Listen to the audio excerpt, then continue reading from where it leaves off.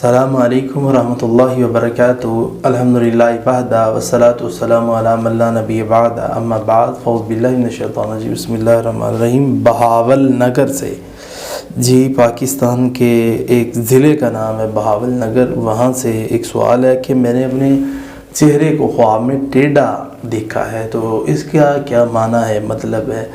تو ناظرین، جو چہرہ ٹیڑھا ہو جاتا ہے، وینگا ہو جاتا ہے جسے کہتے ہیں، یعنی کہ اگر درست چہرہ ہے تو بندہ اللہ کی رحمت میں ہے، اگر ٹیڑھا چہرہ ہے تو پھر کسی پریشانی کے اندر جائے گا، یعنی کوئی ٹینشن اس کے اوپر آنے والی ہے۔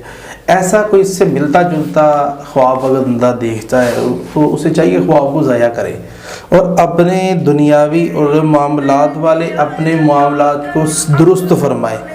اور جب انسان اپنے معاملات کو دنیا کی زندگی کے اس کو درست کر لیتا ہے اور کسی کے ساتھ زیادتی نہیں کرتا اور کسی کے ساتھ کمی پیشی نہیں کرتا، تو اللہ تعالیٰ اس کے معاملات کو بہتر فرما دیتا ہے اور اس کو پھر اچھے خواب آنا شروع ہو جاتے ہیں۔ تو اس لیے ایسا جب خواب آئے تو پھر استغفار کرنا چاہیے اور اللہ تعالیٰ سے معافی مانگنی چاہیے۔